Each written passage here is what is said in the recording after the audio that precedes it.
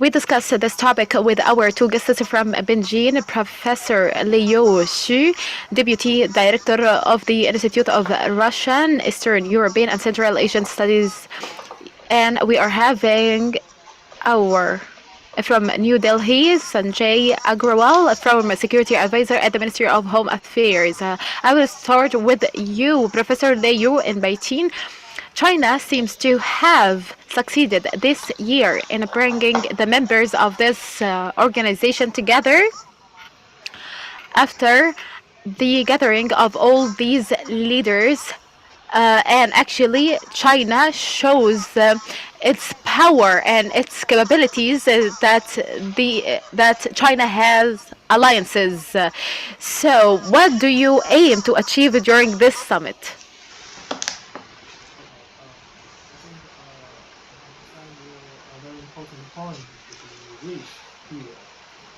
First, I think well, it's a very the China is want to show the importance of ICO as a very important regional international organization.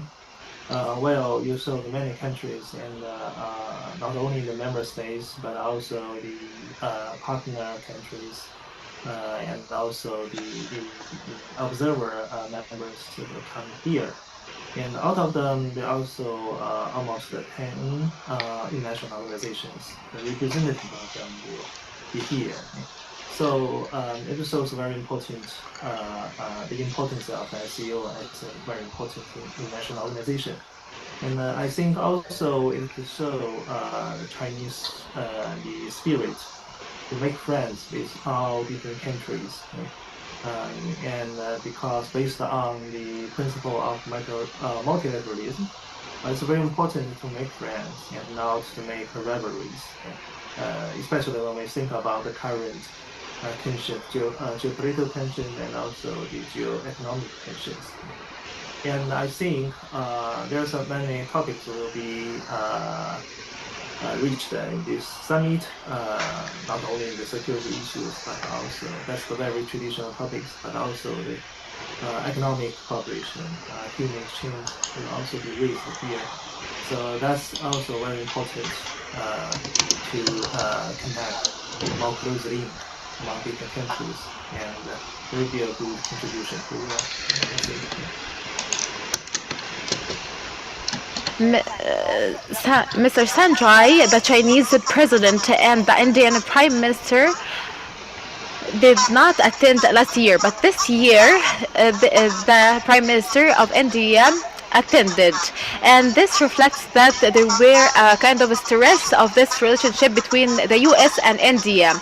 So we will have India here in this summit, and we are having reports say that Trump will closely follow this summit because of the tense relationship between India and the US. So, what messages will Modi seek to convey to Trump during his meetings with Xi and Putin? Messages Prime Minister Modi would convey to President Trump in America. Okay. So India practices strategic autonomy. Our relations with Russia and China and other countries are all pro-India, not anti-USA. That's number one. India will talk to everyone. Aligned with no single bloc, India will prioritize Indian national interest, which at the moment would focus on stability along the line of actual control, go for affordable energy purchases because we are a country with 1.4 billion people, and we will open technology corridors without compromising national sovereignty. And we would not be a bargaining chip between any great power rivalry. So if there is predictability on trade, visas, critical technical flows, technology flows, and fewer extraterritorial demands, we will certainly deepen our relationship with America in technology, defense, and supply chains. So we are on an even playing field, not in a zero-sum game, and not playing one against the other and not becoming a pawn. India and China have got long civilizational relationships, and with that, good evening viewers, good evening Dr. Mona, it's a pleasure to be with you once again on Qahera, and good evening my co-panelist Dr. Leo. Namaste to all of you and my interpreter.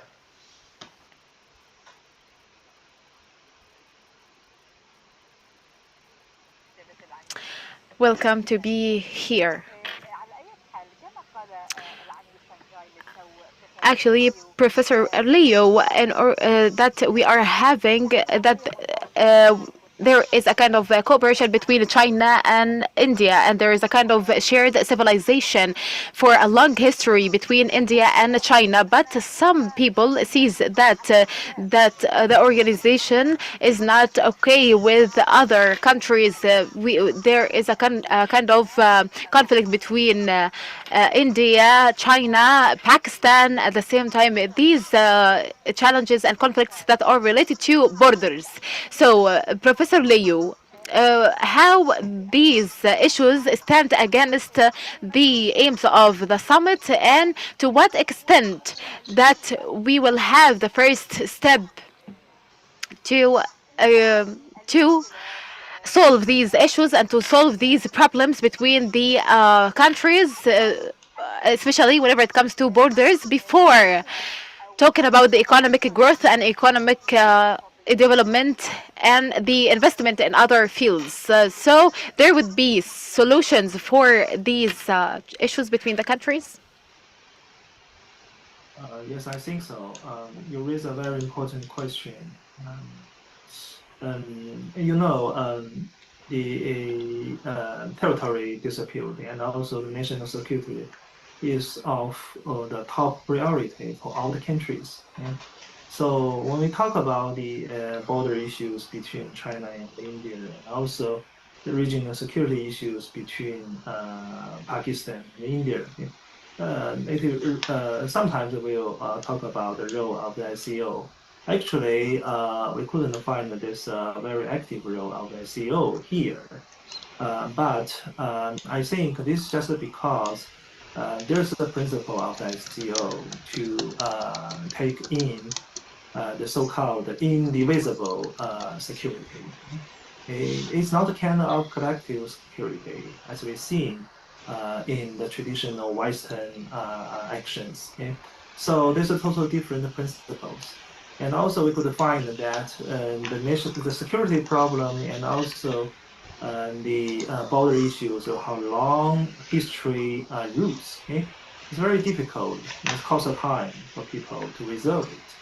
So it's very wise. I'm not mean it's only wise for Chinese, but also I think it's already accepted by all the people from other countries that if we find this very difficult to deal with, we could choose to put it aside, and then we continue to cooperate on other topics, on other issues.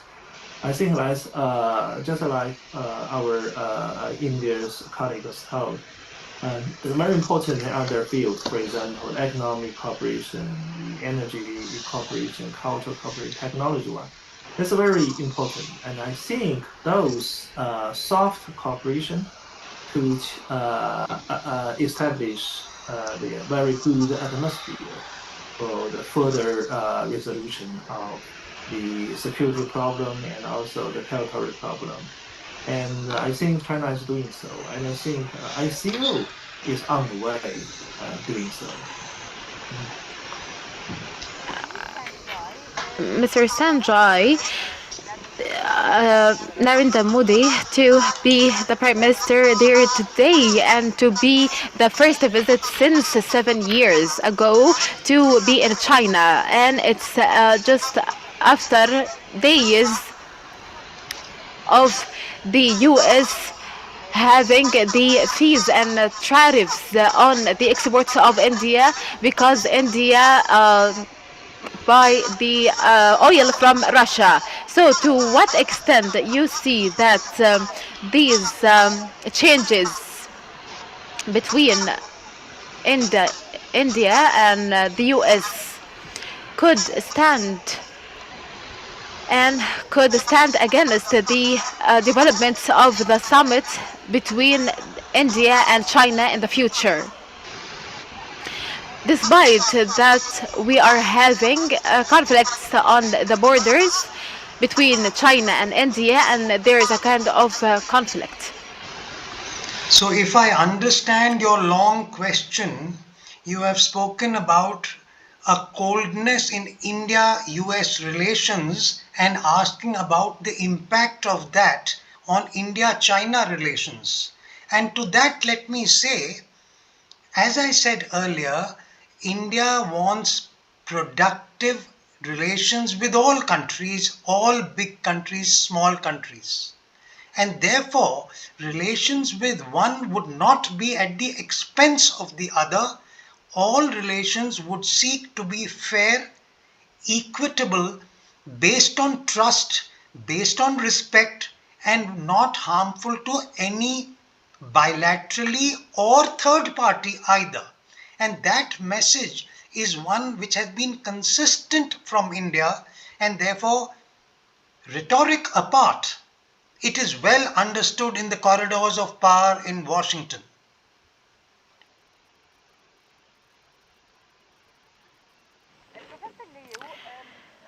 Professor Liu, after the announcement of India and China to have planes and visas between them and to return back to have shared talks and to talk about the borders conflict during the summit, what the China would provide for India, especially after these stresses of trade between China and the US.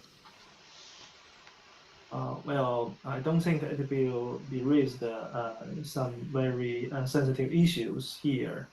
For example, when we talk about the border issues between India and China, there are already some settlement done in the past several years, even between the top leaders, Modi and Xi Jinping. And also, I think that's very important for the countries, not only in China, India, but also almost all the countries in the world, which is facing the risk of Trump's tariff attack.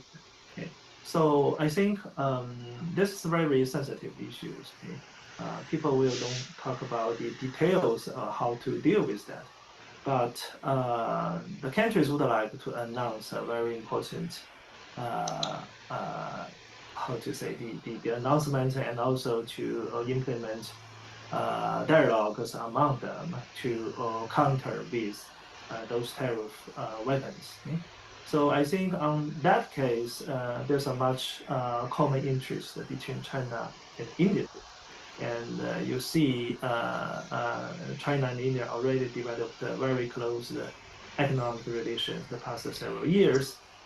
Although it's to some extent there's still some problems. For example, there is a large surplus, trade surplus for China.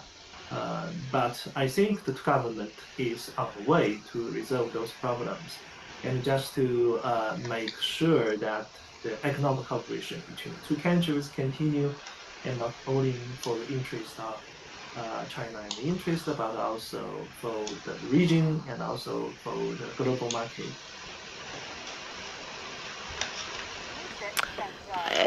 Mr. Sanjay, some says that that is the time to have the alliances with other countries under Trump administration. To what extent that this is a chance to have the alliance with other countries like China and Russia? Sorry, your question is not clear at all. Please repeat. I would like to ask you that we are have some analysis says that we are having some stresses with the U.S. country. Somewhat with the So US country? So what to that there would be a chance to have a cooperation between China, India, and Russia. There would be a chance to have alliances and to create an atmosphere between Russia and India and China. Okay, so if I understand, you are talking over Russia, India, China alliance. Let me share with you that alliance is a Western construct. India does not follow this construct. India follows mutually beneficial relationships based on trust. And here let me differentiate, because SCO, the Shanghai Cooperation Organization, is based on inward looking mutual security issues, not outward looking to defend against people outside SCO.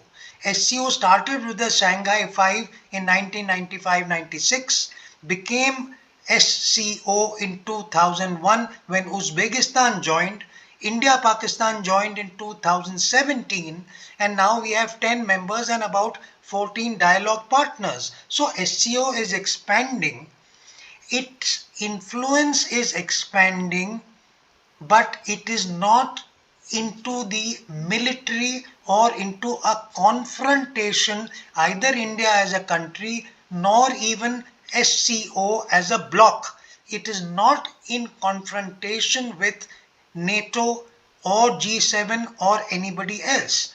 Please also note that NATO is a military organization. The Quad is not. Quad is not even a security dialogue. It is just a dialogue. The SCO is purely non-military. If you see the last summit and the 25 strategic documents that were signed, you realize that there is a vast scope of SCO which is totally on developmental strategy till 2035, action plan to combat terror and extremism, anti-drug strategy, action program for energy cooperation. These are the kinds of things: environmental protection, cyber security, information security, none of which is focused on putting down another country, etc. So this is what India's message to the world has been consistently, and the SCO joint declarations of the past also have been reflecting this. نعم. Yes, thank you so much. I have it from Bijan Late Show. And we are having 𝙀𝙤𝙮𝙨, Deputy Director of the Institute of Russia, and from New Delhi, Sanjay Agarwal, former Security Advisor at the Ministry of Home Affairs. Thanks for being with us today.